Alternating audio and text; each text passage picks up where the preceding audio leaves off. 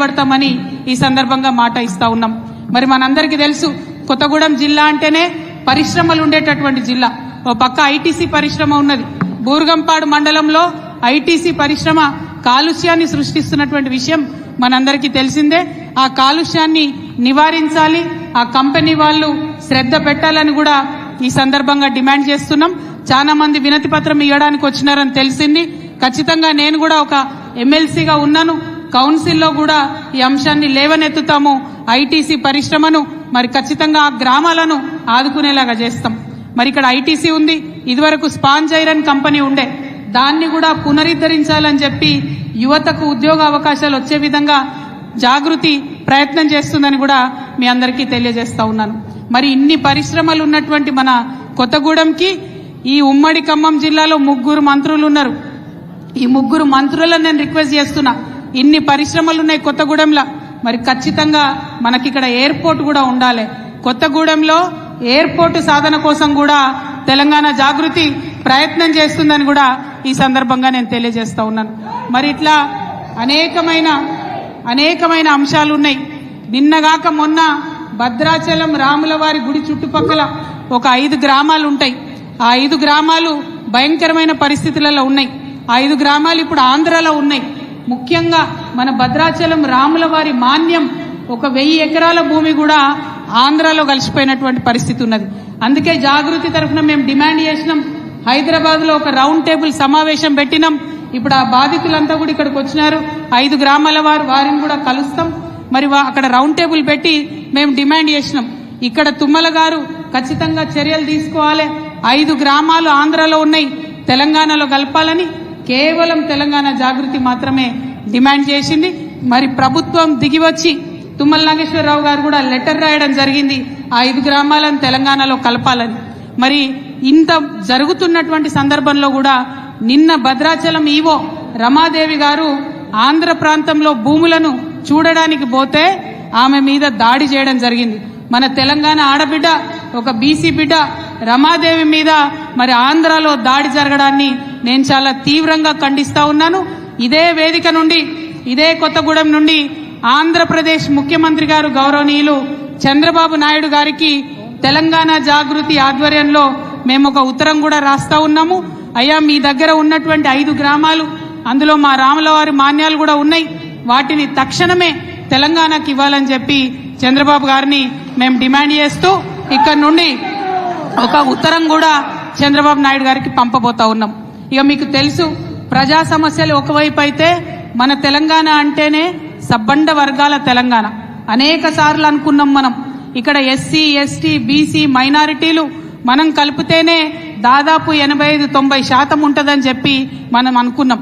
తెలంగాణ ఉద్యమ సందర్భంలో కూడా అనుకున్నాం, రేపటి నాడు తెలంగాణ సాధించుకున్నాక బంగారు తెలంగాణ కావాలంటే ఈ సమాజాలన్నీ, ఈ యొక్క మొత్తం అన్ని కులాలు కూడా, ఈ వర్గాలన్నీ కూడా బాగుండాలని అనుకున్నాం. వాళ్ళు రాజకీయంగా బాగుండాలి, ఆర్థికంగా బాగుండాలి, సామాజికంగా బాగుండాలని అనుకున్నాం. అందుకే రాజకీయంగా బీసీలు ముందుకు రావాలంటే ఖచ్చితంగా ఈ లోకల్ బాడీ పంచాయతీ ఎన్నికలు ఏవైతే జరుగుతాయో, ఎంపీటీసీ ఎన్నికలు ఏవైతే జరుగుతాయో, జెడ్పీటీసీ ఎన్నికలు ఏవైతే జరుగుతాయో, వాటి ద్వారా వచ్చే జెడ్పీ చైర్మన్లు ఎవరైతే ఉంటారో వీటిలలో ఖచ్చితంగా 42% రిజర్వేషన్ ఇవ్వాలని చెప్పి తెలంగాణ జాగృతి డిమాండ్ చేస్తా ఉన్నది. మరి మీ అందరికీ తెలుసు కాంగ్రెస్ పార్టీ అధికారంలోకి వచ్చే ముందు కామారెడ్డి డిక్లరేషన్ అని చెప్పి చేసి మరి అక్కడ 42% ఇస్తామని చెప్పారు. నవీనచారా 42% ఇస్తామని డిక్లేర్ చేసిరు. మరి 42% ఇస్తామని ఎందుకు చెప్పారో ఇప్పటి వరకు తెలియదు. తెలంగాణలో బీసీలు 42% ఉన్నారా అంటే కాంగ్రెస్ నాయకులు ఎవరు కూడా మాట్లాడరు. మరి ఏ ప్రాతిపదికన 42 అన్నారంటే కూడా మాట్లాడరు. సరే పోనీ, మీరు ఏదో 42% అని అన్నారు, మరి లెక్క పెట్టుండ్రి అని చెప్పి మనందరం డిమాండ్ చేస్తే జనగణన చేసిరు. జనగణన చేసి ఏం చేసిరు, బీసీలు 46% ఉన్నారు ఈ రాష్ట్రంలో అని తేల్చి చెప్పిండ్రు. కానీ 2014లో కేసీఆర్ గారు ముఖ్యమంత్రి కాగానే చేసినటువంటి లెక్కలలో బీసీలు 52% ఉన్నారు. మరి 2014లో 52% ఉంటే జనాభా తగ్గుతుందా పెరుగుతుందా? 52% ఉన్న బీసీలు ఇప్పుడు 46% అయిపోయినరని చెప్పి కాంగ్రెస్ పార్టీ లెక్క చెప్పింది. అయితే రాహుల్ గాంధీ గారు ఏమంటారు, దేశం మొత్తంలో జిస్కి జిత్ని ఆబాది ఉస్కి ఉత్ని ఇస్సేదారి అంటాడు ఆయన. అంటే మనమెంతో మనకంత వాటా ఉండాలని రాహుల్ గాంధీ గారు చెప్తారు. కానీ ఇక్కడ రేవంత్ రెడ్డి గారు ఏమంటారంటే బీసీలు మేం పెట్టిన తప్పుడు లెక్కలకు 46% ఉన్నారు, కానీ 46% మేము రిజర్వేషన్ ఇయ్యం. ఎంత ఇస్తాం? మేము ఏదైతే 42 అన్నామో అదే ఇస్తామని చెప్పింది. సరే ఏదో ఒకటే బాబు 42% ఇయ్యమని అందరం కూడా ఒప్పుకున్నాం. పెద్దలు ఆర్ కృష్ణయ్య గారి సంఘానికి సంబంధించి కూడా అన్న ఇక్కడ జిల్లా అధ్యక్షులు ఉన్నారు, వారికి కూడా స్వాగతం పలుకుతున్నాం. ఆర్ కృష్ణయ్య లాంటి గారి పెద్దవాళ్లను అనేక మంది జడ్జిలను సంప్రదించిన తర్వాత 42% ఇయ్యమని ఒప్పుకున్నాం. మరి ఒప్పుకుంటే బిల్లు పెట్టడం జరిగింది.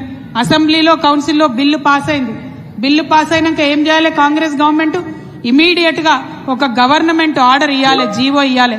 జీవో ఇచ్చిన తర్వాతనే ఎన్నికలకు వెళ్లాలని చెప్పి తెలంగాణ జాగృతి నుండి మేము డిమాండ్ చేస్తా ఉన్నాం.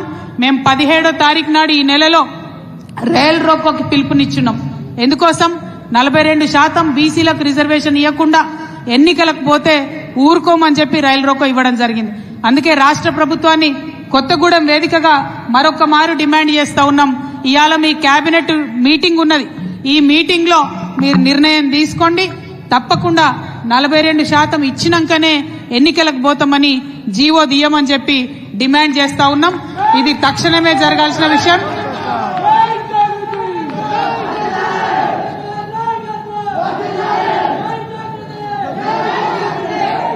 ఒరేక్ దక్కా అంటే ఇంకొక దక్కా ఇస్తే బీసీ బిల్ వస్తుంది అనేటటువంటి నినాదంతో తెలంగాణ జాగృతి ముందుకెళ్తున్నది.